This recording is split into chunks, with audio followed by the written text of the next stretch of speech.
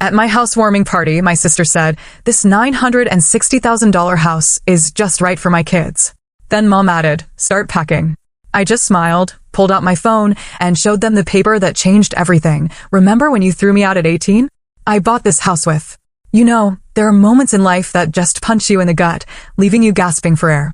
For me, one of those moments was watching my sister, Cassandra, and our mother, Eleanor, strut into the housewarming party for my new $960,000 home. A home that represented every single sacrifice, every late night, every ounce of hustle I poured into building my tech company.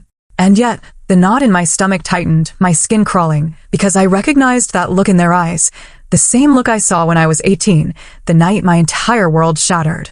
Growing up in Boston, our family seemed pretty normal from the outside. Dad in finance, Mom with her boutique, 2 daughters, and even a golden retriever named Rusty. But appearances, as they say, can be deceiving. When I was 12, the cracks started to show. Dad moved out, and while the divorce itself wasn't dramatic, what followed set the stage for years of pure family dysfunction.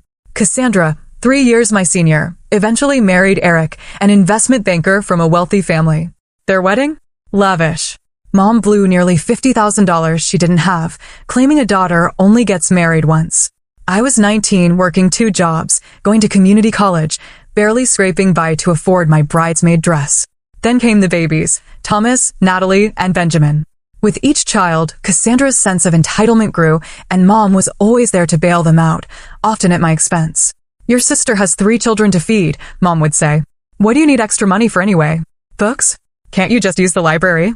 Meanwhile, I was working myself to exhaustion. Scholarships helped, but without family support, I was a barista in the mornings, a tutor in the afternoons, and a data entry clerk on weekends. Sleep was a luxury I couldn't afford. Dad, after moving to Chicago and starting a new family, became a distant echo. Mom, honestly, made it harder for him to stay connected with me, forgetting to tell me when he called or accidentally deleting his messages. But I persevered. While Cassandra posted perfect family vacation photos, I pulled all-nighters, coding, and studying. I graduated at the top of my class. Mom came to my high school graduation, but left early because Cassandra called. Thomas had a mild fever. I never complained. I just accepted this was my reality and became determined to build my own success on my own terms. I didn't need their approval. What I didn't expect was how dramatically everything would change on my 18th birthday. That night defined everything that followed, leading directly to the confrontation 14 years later. My 18th birthday was a Tuesday. I remember because I'd actually managed to get the evening off, a rare treat. I didn't expect a big celebration. Cassandra and Eric were expecting their 3rd, and all the family attention was on them. Still, turning 18 felt significant. I was legally an adult, finishing high school, and had partial scholarships to 3 universities. I got home from my tutoring job to find Mom and Cassandra at the kitchen table, buried in spreadsheets. They barely looked up. "Leftover lasagna in the fridge if you're hungry," Mom said, eyes glued to the papers. I heated a plate and joined them, curious. "What are you working on?" Mom glanced up. "Just figuring out some financial matters. Cassandra and Eric need a bigger house now that Benjamin's on the way." I nodded, used to these conversations. But then, a chill went through me. "Why do you have my college paperwork?" Cassandra sighed dramatically.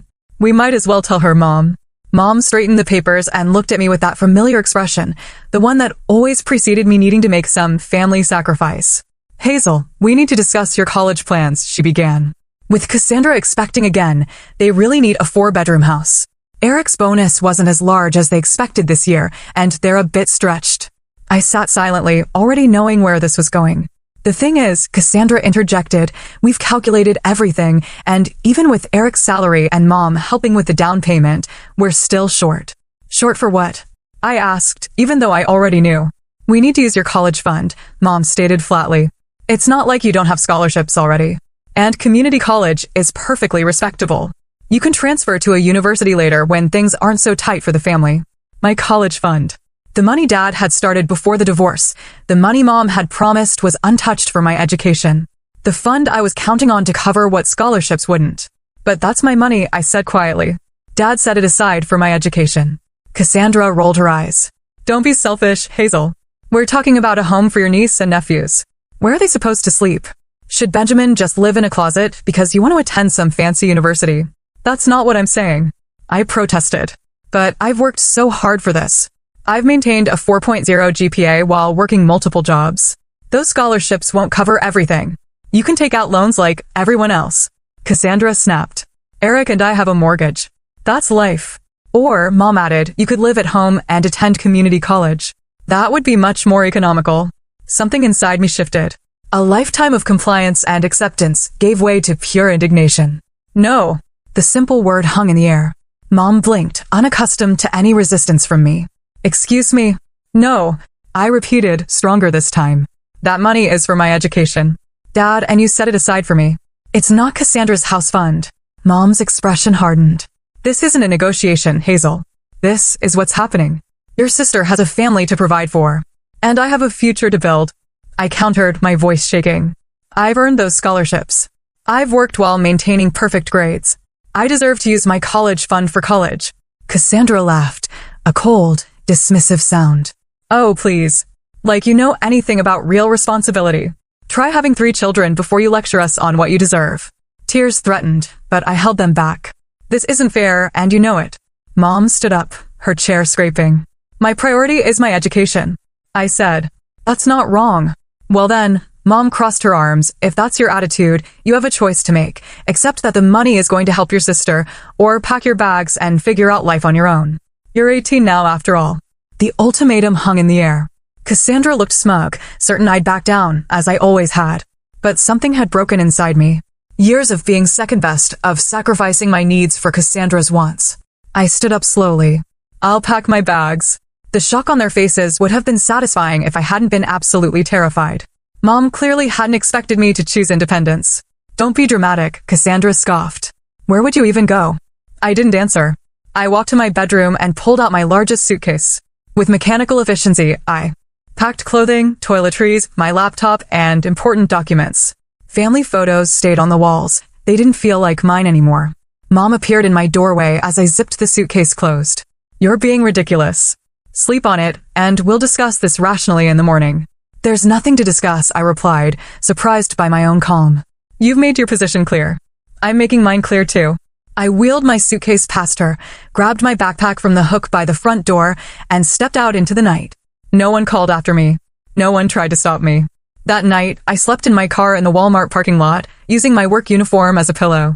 For 2 weeks, I kept that routine, working my 3 jobs, sleeping in my car, showering at the gym where I had a discount membership. I told no one. On the 15th day, Professor Diane Reynolds, my computer science teacher, noticed me dozing in the library. She gently woke me and asked if everything was all right. Something in her kind eyes broke my carefully maintained composure, and I told her everything. That evening, she drove me to her house and showed me her guest room. It's yours until you figure things out, she said simply. No one should face this alone. Professor Reynolds became more than a teacher. She became my mentor, my advocate, the first person who truly believed in my potential without conditions. She helped me secure additional scholarships, guided me through financial aid applications, and gave me a key reference for an internship that would eventually change my life. The night I was kicked out shaped everything that followed. It taught me that I was truly on my own, but also that chosen family could be more supportive than blood. Most importantly, it showed me my own strength, a strength I didn't know I possessed until I was forced to find it. With Professor Reynolds' support, I managed to cobble together enough financial aid, scholarships, and part-time work to attend a nearby state university rather than my dream school. It wasn't Boston University, but it had a solid computer science program, and I was grateful. College life was drastically different for me than for my peers. While they attended parties and joined clubs, I worked multiple jobs to stay afloat, waiting tables, working the university IT help desk, and doing freelance web development projects late into the night. Sleep became a luxury, a social life non-existent. Despite this grueling schedule, I maintained a perfect GPA. The computer science curriculum came naturally, and I found myself helping classmates who struggled, one of whom was Stephanie Chin. Stephanie, brilliant but unfocused, became my best friend and eventual business partner. We were opposites in many ways. I was methodical, she was impulsive. I excelled at back-end programming. She had an eye for user experience and design. Together, we were perfect. In our junior year, we started discussing an idea for a financial management app aimed at young adults. Most existing tools were for people already financially stable, not for those living paycheck to paycheck like we were. We recognized a gap, and we were determined to fill it. Using campus resources, we developed a prototype. We called it Sens, an app that helped users visualize spending, automate savings, and build credit responsibly. Our professors were impressed, and more importantly, our fellow students found it genuinely useful. After graduation, Stephanie and I faced a decision: take stable corporate jobs or pursue our startup dream. The safe choice was tempting, especially given my financial insecurity, but I remembered Professor Reynolds' words: sometimes the riskiest path leads to the greatest rewards. We took the risk, moving into a tiny, roach-infested apartment to save money. We devoted ourselves entirely to senators I coded while eating ramen. Stephanie designed user interfaces until dawn. We attended every networking event, pitch competition, and startup workshop we could find. 6 months of rejections followed. Investors thought we were too young, too inexperienced, or focusing on the wrong demographic. College students don't care about financial planning, one venture capitalist told us dismissively. But we persisted. A breakthrough came when we won a small business grant that allowed us to hire our first employee, a marketing specialist who helped us refine our messaging. We pivoted slightly, targeting recent graduates burdened with student loans rather than current students. The app gained traction, slowly at first, then exponentially. A tech blog featured us, a financial influencer with millions of followers recommended senators. Our user base grew from thousands to hundreds of thousands. During this growth, I occasionally thought about reaching out to my family. I'd had minimal contact since that night. Mom had called once, 3 months after I left, not to apologize, but to inform me they'd gone ahead and used my college fund for Cassandra's down payment. Dad sent occasional texts checking in, but our relationship remained distant. I focused instead on building my company and my life. The years passed in a blur of code, meetings, and gradual success. Stephanie and I moved from our dingy apartment to a proper office.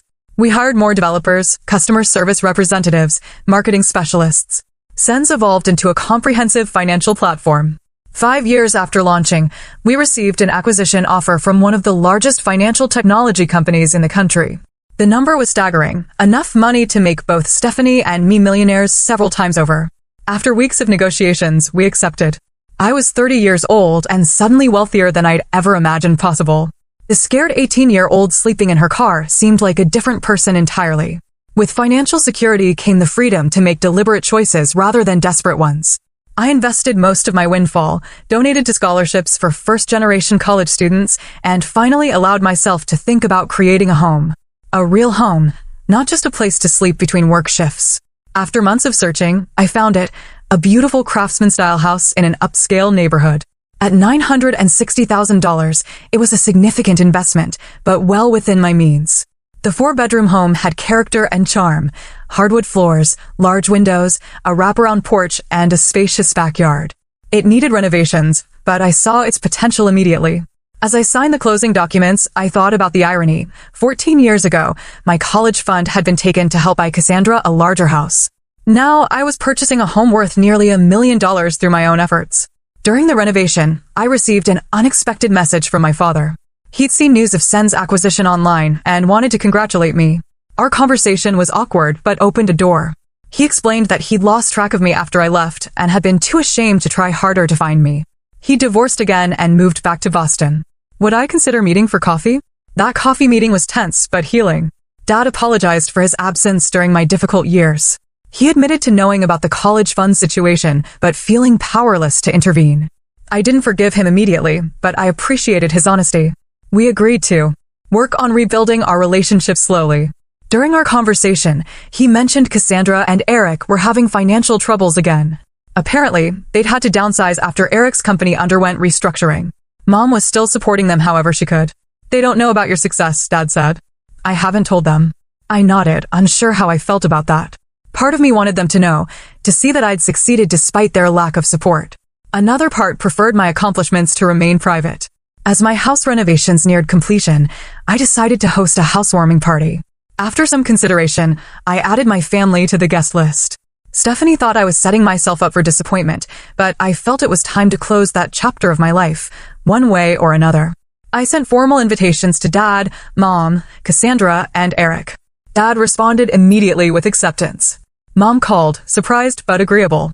Cassandra sent a text, looking forward to seeing how you're doing. We'll be there. The stage was set for a reunion I never expected, one that would prove more dramatic than even I could have anticipated. The morning of my housewarming party dawned bright and clear. I woke early, despite having stayed up late putting final touches on the house. Every room was perfect. The living room with its comfortable sectional and built-in bookshelves, the gourmet kitchen with marble countertops and professional-grade appliances, the dining room that could seat 12 comfortably, and upstairs. 4 beautifully appointed bedrooms, including a master suite with a balcony overlooking the backyard. Stephanie arrived at 10, armed with champagne and decorations. "Are you sure you want to go through with this?" she asked, arranging flowers. "It's not too late to uninvite them." "I need closure," I replied, though my stomach churned at the thought of seeing my mother and sister again. Besides, they're just 3 people out of 30 guests. If things get uncomfortable, we'll have plenty of buffers. The caterers arrived at noon, setting up stations throughout the first floor. By 3, everything was ready: food, drinks, music, and my nerves on edge. My colleagues from the tech world arrived first, followed by neighbors. Professor Reynolds came with her husband, embracing me warmly and whispering how proud she was. Friends from college, industry connections, and my financial advisor rounded out the early arrivals. At 4:30, the doorbell rang again. I opened it to find my father standing awkwardly on the porch, a gift bag in hand. "Dad," I said, the words still feeling strange. "Hazel," he replied, his eyes taking in the house behind me. "This is impressive."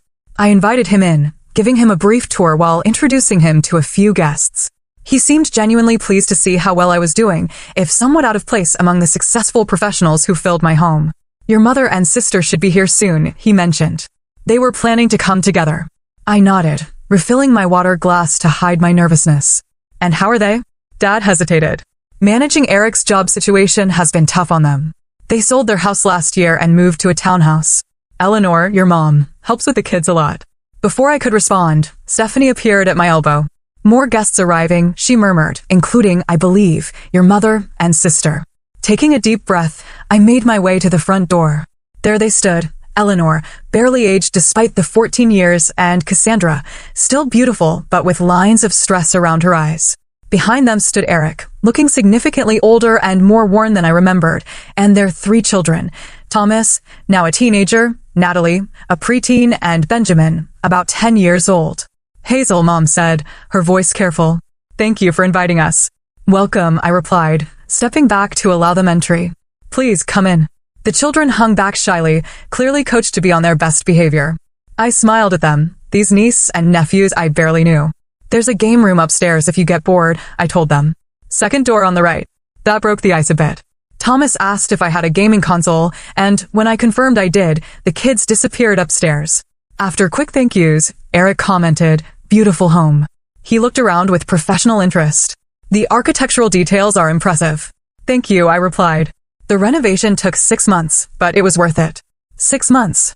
Cassandra's eyebrows rose. "You must have had quite a team working on it." "I did," I confirmed without elaboration. "Would you like a tour?" Leading them through the house, I noticed Cassandra's expression growing increasingly calculating. She ran her hand along the quartz countertops, peered into closets, and made comments about the excellent space for children in the backyard. Mom followed more quietly, occasionally commenting on a decoration or asking about a feature. "This must have been quite an investment," she finally said as we reached the master bedroom. "It was," I acknowledged, "but I've been fortunate in my career." "What exactly do you do now?" Cassandra asked, sitting uninvited on the edge of my bed. Dad mentioned something about an app. I gave them the abbreviated version of my success story, watching their expressions shift from polite interest to stunned realization. "You sold your company for millions?" Cassandra clarified, her voice higher than normal. "We did," I confirmed. The timing was right.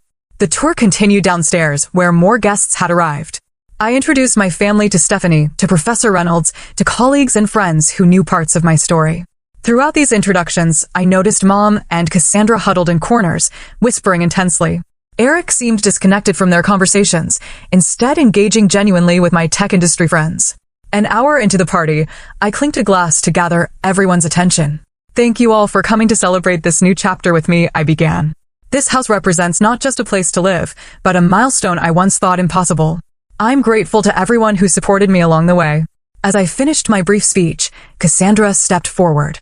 "As Hazel's sister, I'd like to say something too." Her voice carried that confident tone I remembered from childhood, the voice that usually preceded her getting exactly what she wanted. "Family is everything," she continued, placing her hand on my arm. "And seeing Hazel's beautiful home today has made me realize how perfect this would be for our family." A confused murmur ran through the guests. What Cassandra means, Mom interjected smoothly, is that we're so proud of Hazel for creating a space where family can gather. No, Cassandra corrected, her grip tightening on my arm. What I mean is that this house would be perfect for my family. With Eric's job situation and the kids needing good schools, we've been looking for exactly this kind of home in exactly this neighborhood. The room fell silent. Even the caterers stopped moving. Cassandra, Eric started, his face reddening. This isn't the time or place. It's exactly the time, she interrupted. Hazel's always wanted to help family. She's single, no kids, and clearly doing well financially. This 4-bedroom house is wasted on one person when we have 3 growing children who need space and stability. Mom nodded in agreement. Family. I stood frozen, unable to believe what I was hearing. After 14 years of no contact, after taking my college fund, they were now suggesting no, expecting that I would give them my house. Hazel, Mom continued, her voice taking on that authoritative tone I remembered all too well. You need to pack your bags and find somewhere smaller. A condo downtown would suit your lifestyle much better, and it would mean the world to your sister's family. Cassandra was already walking around the living room, pointing out changes they'd make. Thomas could take the bedroom with the bay window, Natalie would love the purple room, and Benjamin would have so much space for his toys in the smallest bedroom. Mom joined in. After all Cassandra's been through, she deserves this. It's the least you could do as her sister. The room had gone completely silent. My guests looked between us in horrified fascination. Stephanie had moved to my side, her presence supportive but silent. I took a deep breath, feeling strangely calm despite the outrageous scene unfolding. I have something to show you, I said quietly, retrieving my phone. Using the smart home system, I connected my phone to the large television in the living room. With a few taps, I pulled up a document and projected it onto the screen. What's this? Cassandra asked impatiently. This, I replied, is a restraining order I filed 14 years ago after you kicked me out on my 18th birthday. The room fell into stunned silence as the legal document displayed on the screen. Even the caterers stood frozen, trays in hand. What are you talking about? Mom's voice broke the silence, a mixture of confusion and indignation. We never kicked you out. You chose to leave. I kept my voice level. Years of carefully maintained composure serving me well. You gave me an ultimatum on my 18th birthday, except that my college fund would go to Cassandra's down payment, or pack my bags. I packed my bags. You didn't stop me. That was a disagreement, not an eviction. Cassandra scoffed, though her eyes remained fixed on the document. You are being dramatic. I slept in my car for 2 weeks, I replied simply. In February. In Boston. A murmur ran through the gathered guests. Dad stepped forward, his face ashen. I didn't know it was that bad, he said quietly. You never told me. Would it have mattered? I asked. He had no answer for that. I swiped to the next document on my phone. This is more interesting though. This is why I filed the restraining order. The screen now showed credit reports and loan applications, all in my name, all from the period immediately after I left home. What is this? Eric asked, moving closer to the screen, his financial background allowing him to understand what he was seeing before the others. After I left, someone opened 3 credit cards and took out a personal loan in my name, I explained. They had my social security number, my birth certificate, and enough personal information to pass security questions. The total debt was just over $45,000. Mom's face had gone white. Cassandra suddenly became very interested in her wine glass. Fortunately, I continued. The detective who helped me was thorough. The credit cards were used at stores Cassandra frequented. The loan money was deposited into an account that then transferred the exact amount to your joint checking account, Eric. Eric turned slowly to face his wife. You told me that money was from your mother. A gift to help with the down payment. It was. Cassandra insisted. Mom helped arrange it. By committing identity theft against your own daughter? Professor Reynolds spoke up, her academic demeanor giving way to protective anger. That's a felony, in case you weren't aware. I'm sure there's been some This is the police report I filed, I interrupted, pulling up another document. I had enough evidence to press charges for identity theft and fraud. The detective was particularly interested in this loan application. I zoomed in on a signature where someone attempted to forge my signature but spelled my middle name incorrectly. Cassandra's hand shook so badly she had to set down her wine glass. If you filed charges, why weren't we arrested? She challenged, though her voice lacked conviction. Because I didn't pursue it, I answered simply.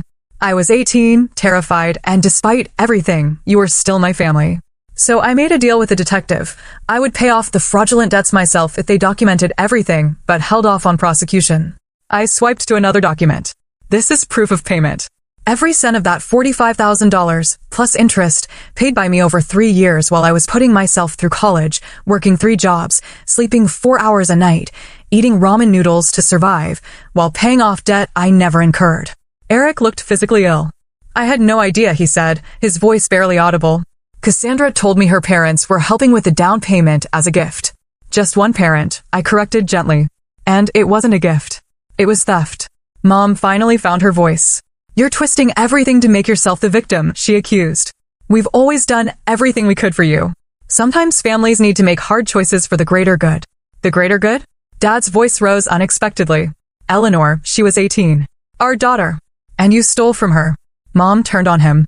Don't you dare judge me, Michael. You walked away. You left me to handle everything. I left you, not our daughters, he retorted. And I certainly didn't authorize you to steal Hazel's college fund or commit fraud in her name. I knew about the college fund, he admitted, turning to me. I'm sorry I didn't fight harder for you, but the credit cards, the loan. I had no idea. I nodded, accepting his partial apology for what it was. Cassandra, seeing support crumbling, changed tactics. It was a difficult time, she said, tears welling in her eyes. We had a baby, needed a home. Mom was just trying to help us. And you weren't around to ask. If you'd stayed, communicated, maybe things would have been different. Maybe, I acknowledged. But that doesn't justify fraud. I swiped to another document. This might interest you too, Eric.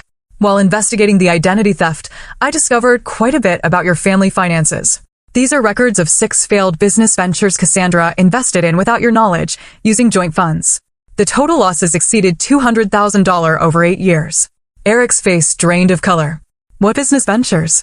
Her college friend Megan's clothing boutique, her cousin's restaurant, a subscription box service for luxury pet products, among others, I listed. All failed within a year. All received substantial investments from your family accounts. Those were personal loans to friends. Cassandra protested weakly. They were going to pay back everything with interest. Is that why you hid the paper? The room had become uncomfortably tense. Guests were looking for exits, unsure whether to stay for this clearly private family meltdown. I think I said clearly that we've gotten off track. You came here today to claim my home for yourselves, based on the assumption that I would once again sacrifice my needs for Cassandra's wants. I'm making it clear that will never happen again. So you'll throw your own sister's family out on the street? Mom demanded.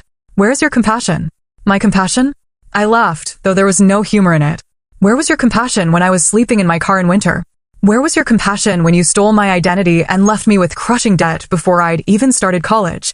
Mom opened her mouth, then closed it again. I'm not throwing anyone out on the street, I continued, more gently. But I'm not giving up my home. If you need financial help, I'm willing to discuss setting up education funds for Thomas, Natalie, and Benjamin. They're innocent in all this, and I'd like to know my niece and nephews. We don't need your charity.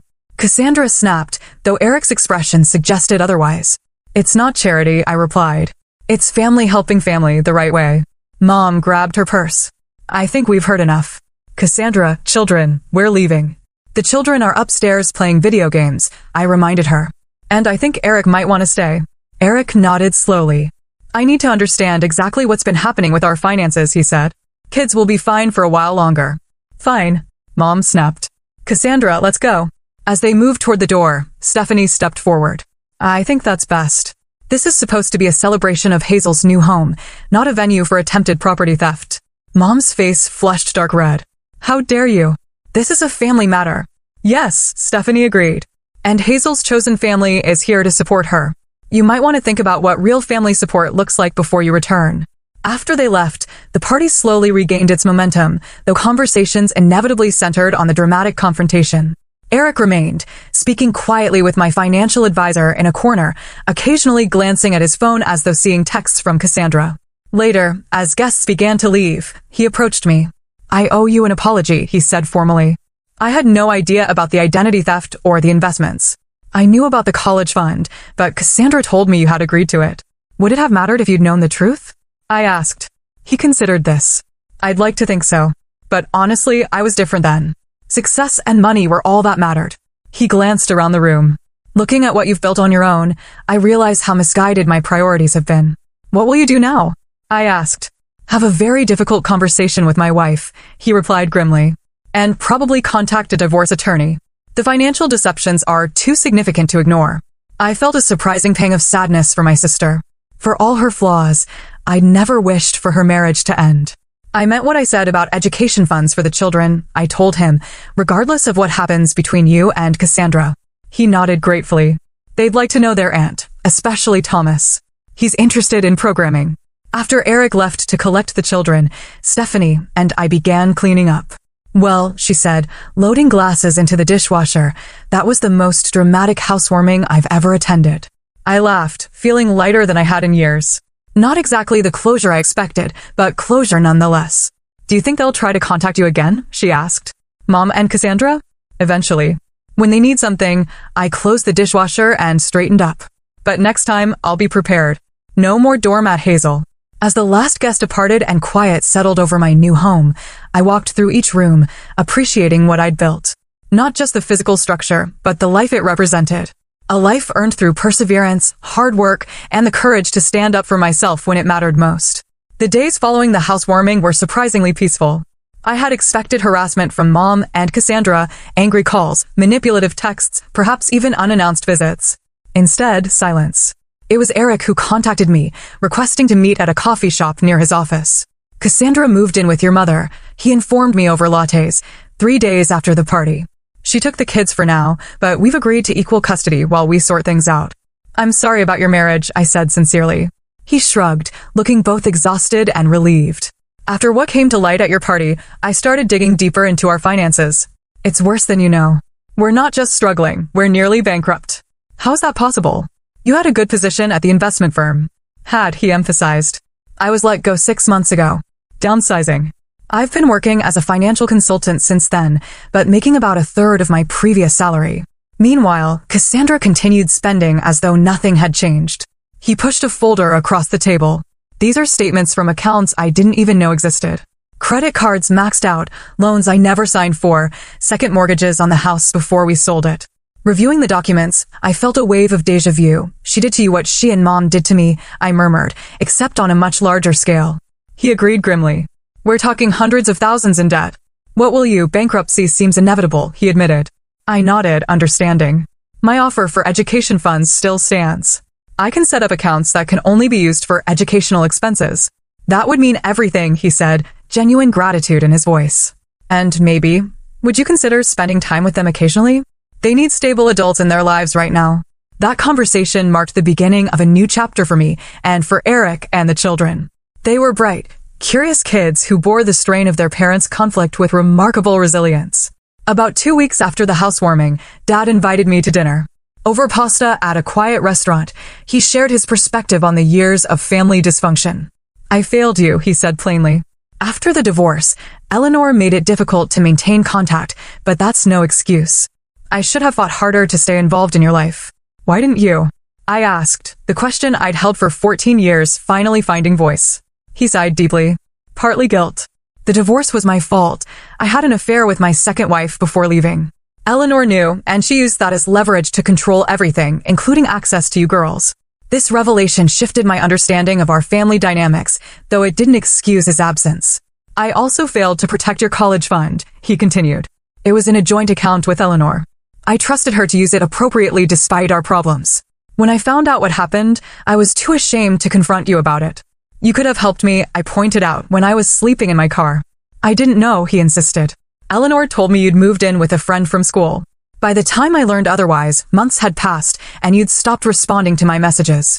We talked for hours that night, untangling years of misunderstandings, half-truths, and outright lies. Dad wasn't blameless, but I came to understand he had been manipulated by Mom. Almost as much as I had been. Your mother wasn't always like this, he explained. After Cassandra was born, something changed. She became obsessed with creating a perfect life for her, often at your expense. I tried to balance things to advocate for you, but it only created more conflict. Why the favoritism? I asked, the question that had haunted my childhood. He considered this carefully. I think Cassandra reminded Eleanor of herself. The self she wanted to be: beautiful, socially adept, traditional. You were more like me, analytical, independent, questioning. And I think that scared her. 2 days after my dinner with Dad, I received the first contact from Cassandra, a lengthy email that oscillated between apology and justification. She acknowledged the identity theft, but blamed financial desperation and Mom's influence. She expressed regret for the housewarming confrontation, but maintained that her family's needs should take priority over my extravagance. Classic Cassandra, Stephanie commented when I showed her the email, apologizing without actually accepting responsibility. At least she's acknowledging what happened, I replied, more generous now that I was safely beyond her manipulation. That's progress. Mom's approach was more direct. She began calling daily, leaving voicemails that evolved from angry accusations to tearful pleas. Families should forgive each other, she insisted in one message. We made mistakes, but so have you, by embarrassing us in front of your friends. I didn't respond to either of them immediately, focusing instead on establishing clear boundaries with my therapist, Dr. Jennifer Blake. Your mother and sister exhibit classic patterns of manipulative behavior, Dr. Blake observed during one session. They're used to you eventually giving in. Your continued boundary setting is unfamiliar and threatening to them. I feel guilty sometimes, I admitted, especially about the kids being caught in the middle. That's natural, she assured me.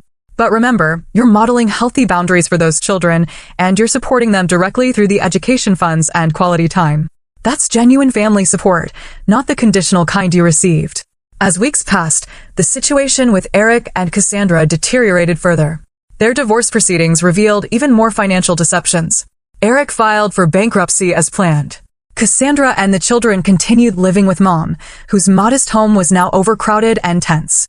6 months after the housewarming, Eric secured a better position at a smaller firm and rented a 3-bedroom apartment. The custody arrangement gave him the children every other week.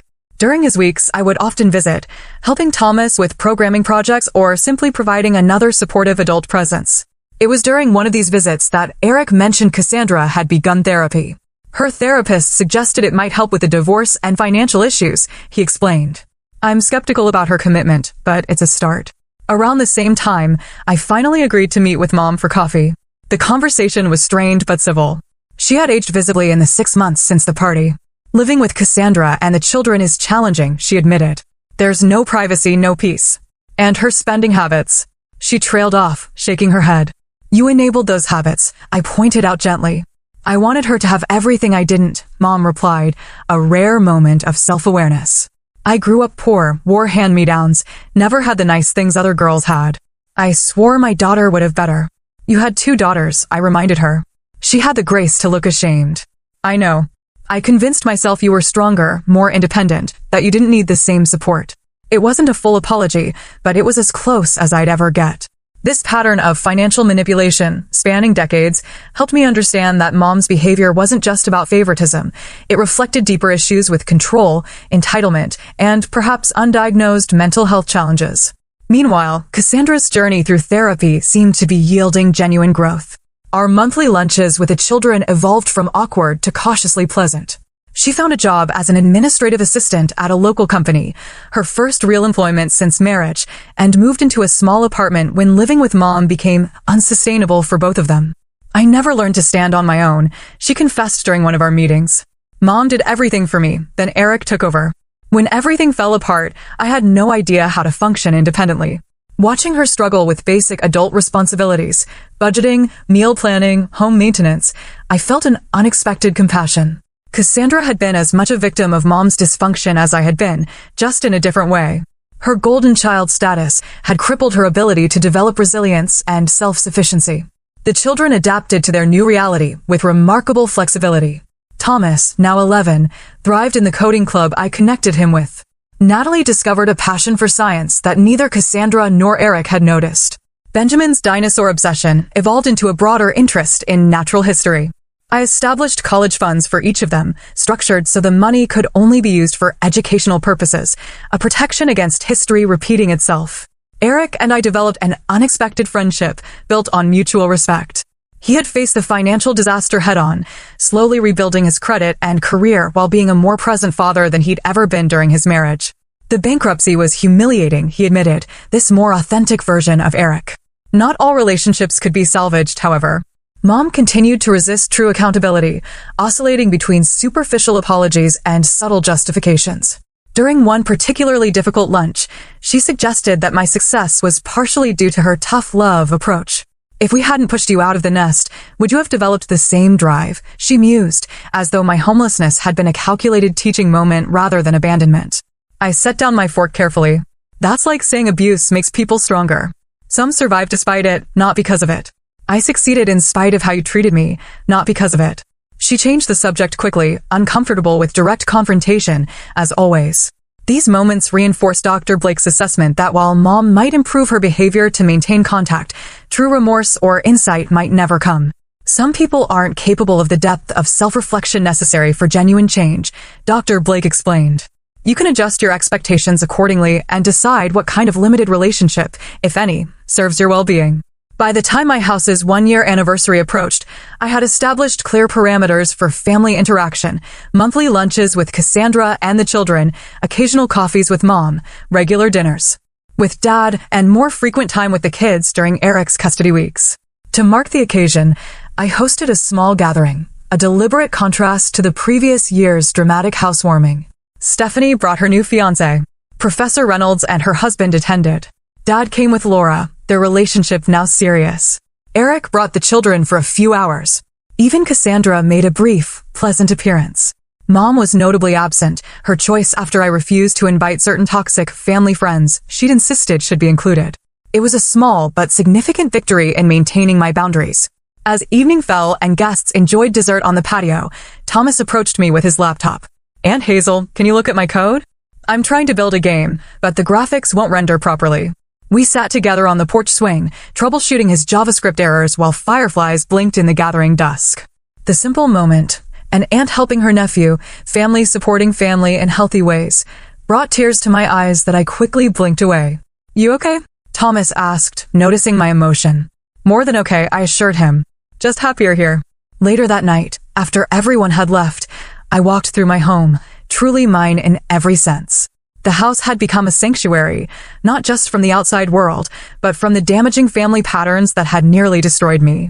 Within these walls, I had established new traditions, new relationships, and a new definition of family based on mutual respect rather than obligation or manipulation. My journey from sleeping in my car at 18 to owning this beautiful home at 32 wasn't just about financial success. It was about reclaiming my worth, establishing healthy boundaries, and building a life aligned with my values rather than others' expectations. The relationships with my family would likely always be complicated. Mom might never fully acknowledge the harm she'd caused. Cassandra's growth might have limits. Dad's efforts to make amends couldn't erase years of absence. But I no longer needed their validation or approval to feel complete. The frightened 18-year-old who drove away from her childhood home with nowhere to go had found not just shelter, but strength. She had discovered that family is sometimes chosen, not born, and that standing in your truth, however painful, leads to authentic connection rather than the hollow performance of obligation. As I settled onto my porch with a cup of tea, watching the stars emerge in the summer sky, I felt a profound peace. The journey hadn't been easy, but it had led me exactly where I needed to be, home, in every sense of the word. Video Deep Research Canvas Gem.